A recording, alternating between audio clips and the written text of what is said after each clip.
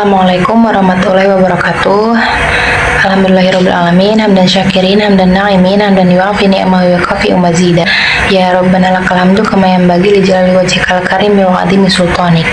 Nama saya Nandina Ira Rizky Maulani. Saya merupakan mahasiswi dari Prodi Pendidikan Bahasa Arab dari STHI Dr. K.A.Z. Mutakin. Di sini saya akan mempresentasikan mata kuliah pendalaman bahasa Arab dengan judul Madrasah Ibtidaiyah kelas 1. Materi yang akan saya bahas ada 4, yaitu pengertian pengembangan kurikulum bahasa Arab, kemudian prinsip-prinsip pengembangan kurikulum bahasa Arab MI kelas 1, kemudian langkah-langkah pengembangan kurikulum bahasa Arab kelas 1, dan terakhir penerapan kurikulum bahasa Arab di kelas 1 MI. Sebelum kita memasuki materi, kenapa sih kita itu harus mempelajari bahasa Arab di kelas 1 MI yang masih notabene masih sangat awam dan awal sekali untuk mempelajari bahasa Arab yang cukup sulit, dikarenakan bahasa Arab itu memiliki peran yang sangat penting dalam dunia pendidikan Islam karena merupakan bahasa Al-Quran, hadis, dan berbagai literatur keislaman lainnya. Oleh karena itu, pembelajaran bahasa Arab di madrasah sudah mulai dikenalkan sejak tingkat dasar, yaitu di madrasah ibtidaiyah.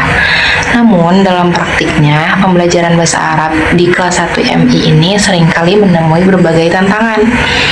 Anak-anak di usia ini masih berada pada tahap berpikir konkret dan cenderung belajar melalui aktivitas yang menyenangkan. Jadi, pembelajarannya itu lebih ke memberikan sesuatu yang menyenangkan bagi anak-anak. Jadi sambil bermain, sambil menggunakan media pembelajaran dan cenderung tidak monoton agar anak-anak tidak bosan dalam mempelajari bahasa Arab.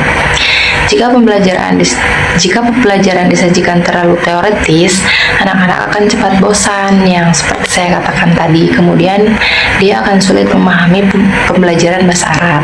Karena itu perlu ada pengembangan kurikulum yang sesuai dengan karakter dan kebutuhan mereka. Bahasan yang pertama yaitu pengertian pengembangan kurikulum bahasa Arab MI kelas 1. Apa sih pengertian pengembangan kurikulum bahasa Arab itu? Secara sederhana, pengembangan kurikulum adalah proses memperbaiki atau menyusun kembali kurikulum agar lebih sesuai dengan kebutuhan peserta didik dan perkembangan zaman. Dalam konteks bahasa Arab, pengembangan kurikulum berarti membuat rancangan pembelajaran yang tidak hanya menekankan hafalan, tetapi juga membangun kemampuan berbahasa yang komunikatif dan menyenangkan.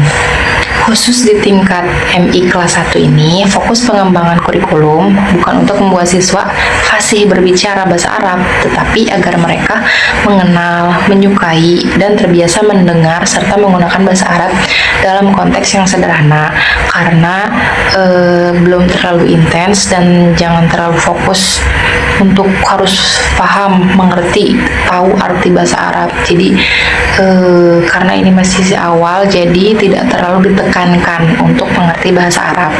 Jadi karena bahasa Arab sendiri bisa menerap jika kita sering mendengar dan mendengar secara berulang-ulang. Ya, jadi bisa karena terbiasa. Kedua itu yaitu ada prinsip-prinsip dalam pengembangan pembelajaran bahasa Arab. Apa aja sih prinsipnya? Yaitu ada 4. Pertama, sesuai dengan usia dan tahap berpikir anak. Jadi, anak kelas 1 ini lebih mudah belajar melalui gambar, lagu, permainan, dan kegiatan yang melibatkan gerak. Jadi, anak-anak kelas 1 MI ini cenderung harus diberikan pembelajaran yang aktif di kelas, kemudian menyenangkan melalui gambar, media gambar seperti kita membawa suatu media, kemudian di bawahnya ada bahasa Arab, tapi tidak ditulis bahasa Indonesianya. Nah, itu.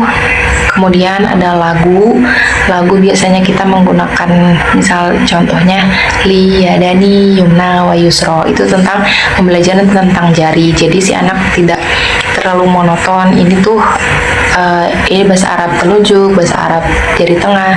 Jadi mereka menggunakan lagu yang otomatis itu membuat hati mereka senang dan mudah dihafal. gitu. Kemudian nomor 2, bersifat komunikatif dan kontekstual. Maksudnya apa? Bahasa Arab perlu dihubungkan dengan kehidupan sehari-hari. Misalnya, mengenalkan kosakata tentang benda di kelas, anggota tubuh, atau warna. Maksudnya apa? Jadi, dihubungkan dengan kegiatan sehari-hari itu. Misalnya ketika kita di kelas, yaitu ini ada kursi, jadi kita menyebut hadza kursi, hadza kursiyun gitu. Kemudian jika ada anggota tubuh, misalnya ya hadza ainun, hadza famun gitu. Jadi kita menggunakan bahasa Arab dalam kegiatan sehari-hari, kehidupan sehari-hari.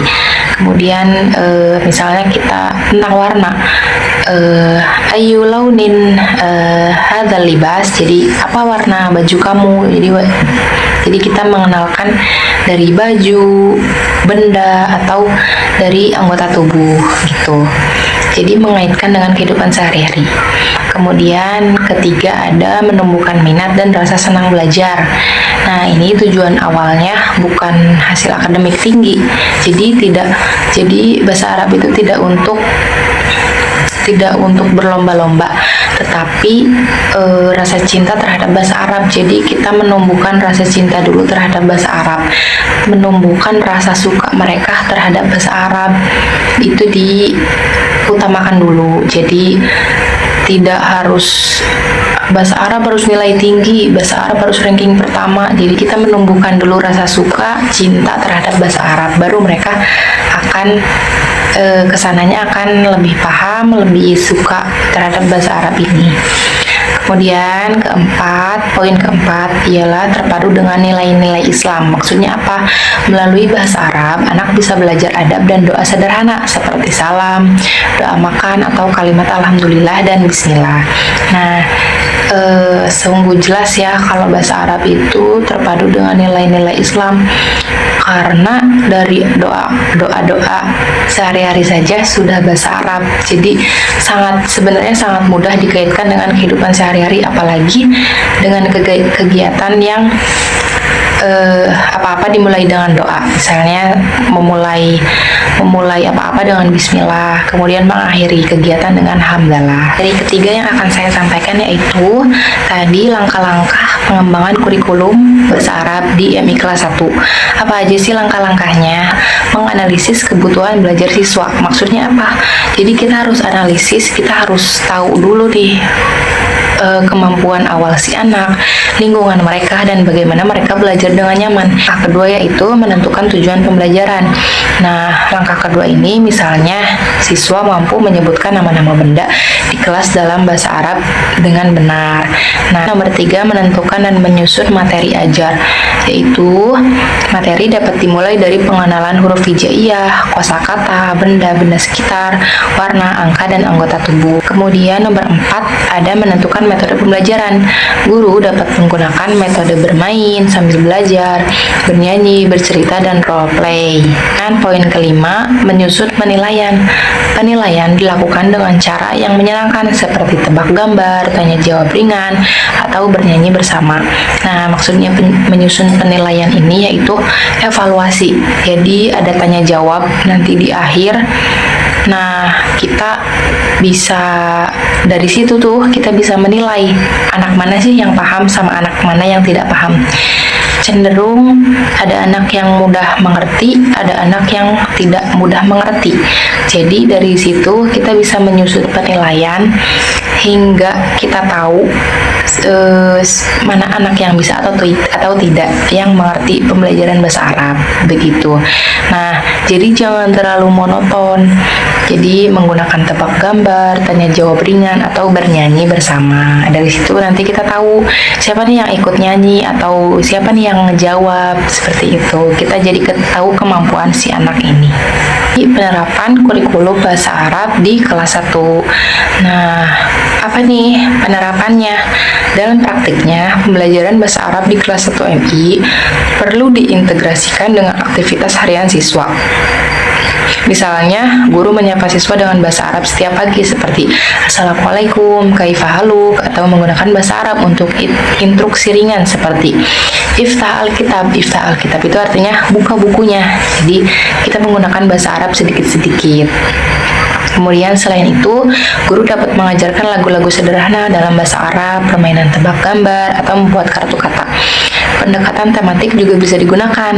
Misalnya apa? Misalnya tema sekolahku mencakup kosakata seperti madrasah, sekolah, ustadz, ustazah, kitab, dan kolam. Itu dalam bahasa Arab. Kemudian dengan seperti ini, anak-anak tidak merasa sedang belajar bahasa Arab, melainkan bermain sambil belajar. Jadi kesimpulannya, penerapan kurikulum bahasa Arab MI di kelas 1 dan pembelajaran bahasa Arab di kelas 1 ini, kita harus kreatif sebagai guru, kita harus mengerti kemampuan si murid, dan kita harus sekreatif mungkin untuk menghidupkan suasana belajar bahasa Arab ini di kelas, agar si anak tidak bosan, agar tidak ada yang mengalihkan pandangan ketika kita mengajar bahasa Arab di kelas itu nanti. Karena cenderung anak kelas 1 itu masih baru keluar dari TK. Jadi mereka sangat-sangat bukan susah diatur ya. Jadi bukan susah diatur, tapi masih sangat awal mendengar kata bahasa Arab pastinya. Sekian yang dapat saya sampaikan. Saya menyadari masih banyak kekurangan, namun saya berharap presentasi yang saya sampaikan dapat bermakna dan bermanfaat, apalagi bisa diterapkan. Terima kasih. Wassalamualaikum warahmatullahi wabarakatuh.